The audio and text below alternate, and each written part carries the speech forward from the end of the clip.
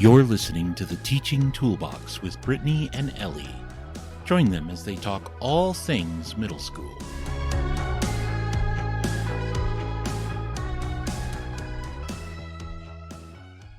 Hey Ellie, did you ever get to a point with your class where you knew things had to change? Where you knew the discipline and reward system wasn't working or the seating chart was a disaster? Oh, yes, there were definitely times like that. Today on the Teaching Toolbox Podcast, my friend Ellie Hello.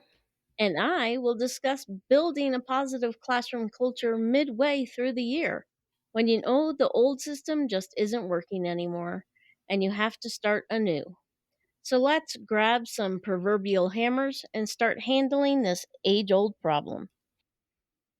Why should we work on resetting and building a positive classroom culture in the middle of the year? If we did it at the beginning of the year, shouldn't things be fine at mid year? You might think so, but how often do you find you need to reset and revisit habits, behaviors, and goals in your personal life? The same applies to the classroom because we're talking about the habits and behaviors of 20 or 30 people. Hopefully, not more than that, but you never know. And not just existing individually, but existing individually and coexisting together. And so, although you might want to think about resets on a more frequent basis, mid year at least can be a critical time and a perfect time to address unwanted behavior or academic issues that may have emerged over the past couple months. When you take the time to reset, you can review your original expectations to help correct any negative patterns that may have developed, but also introduce new strategies. Reviewing expectations can involve revisiting rules, norms, and procedures to ensure everyone is on the same page. Taking time to do this can rejuvenate students' commitment to their work and to respectful, productive behavior. The goal is to end up with a harmonious and efficient learning environment, which we all want. Definitely. A second reason to do a reset is to continue building and maintaining strong relationships with students. Over the first half of the year, your relationships may have become strained due to misunderstandings. You may have had conflicts or just the natural ebb and flow of classroom dynamics. Taking the time to reset in the middle of the year allows you to repair and strengthen those relationships. Reinforcing these connections can boost students' sense of belonging and motivation, leading to a more cohesive and supportive classroom environment. And a third reason to do a reset is to adapt to some of the challenges or changes that have occurred in the school year. Sometimes things change so quickly, and those changes impact the classroom environment. Mhm. And these changes could be anything from a new curriculum demand to changes in students' needs to external factors affecting the school community.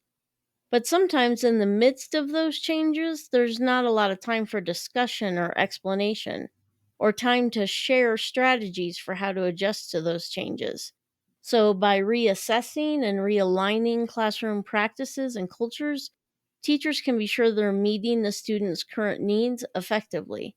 Taking time to address these issues can help mitigate stress and maintain a positive and resilient classroom atmosphere. Mhm. So we know there's not a lot of time during the school day or week to just stop and say, okay, I'm going to just stop everything and do this. We know how easily our plans for covering curriculum and staying on schedule can get thrown out of whack. I mean, I was typically behind anyway. Same So, here.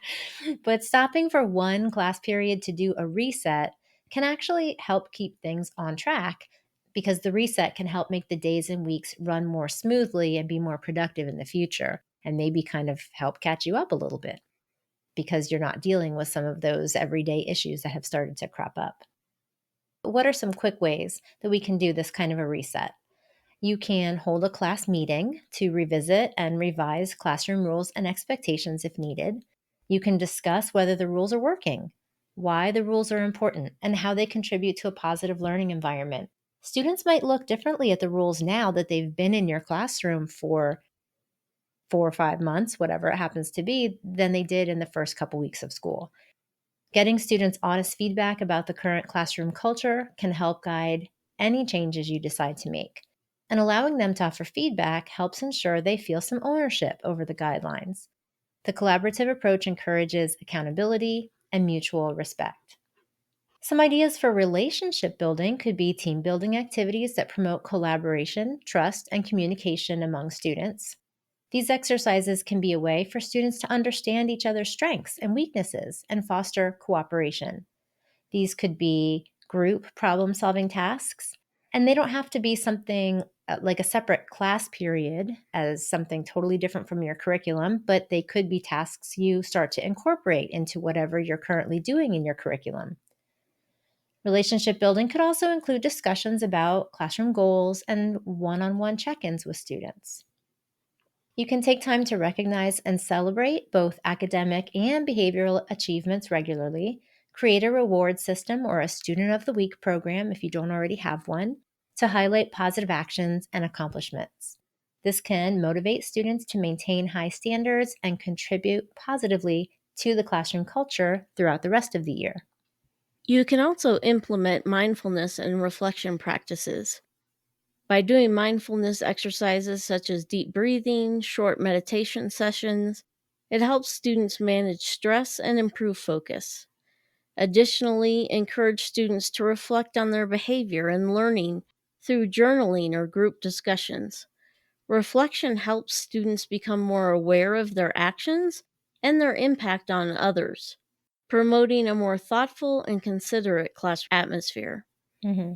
And then you can revamp the physical classroom environment. Sometimes a change in the physical environment can have a substantial impact. Rearrange seating to facilitate better interaction, create a cozy reading corner, or add student artwork to the walls. A refreshed classroom setup can make the space feel more inviting and can symbolize a new beginning. I loved rearranging my classroom. I like to do it a lot. I always did it at holiday break because I found that things needed to change. Absolutely. Well, whether it's adding a fresh look to the classroom, spending more time bonding as a class, refreshing the classroom rules, or rerunning a classroom tour, take the time you need to reestablish yourself and the students' norms. Take the time you need to review the procedures, objectives, expectations, and consequences. You will thank yourself come April. If you enjoyed this podcast and it gave you tools for your teaching toolbox and a reset in your classroom, please share it on your favorite social media channel. Don't forget to tag us so we can share in the fun. We'll talk with you soon. Bye. You just listened to the Teaching Toolbox. Follow them on your favorite platform for more episodes and share it with a friend.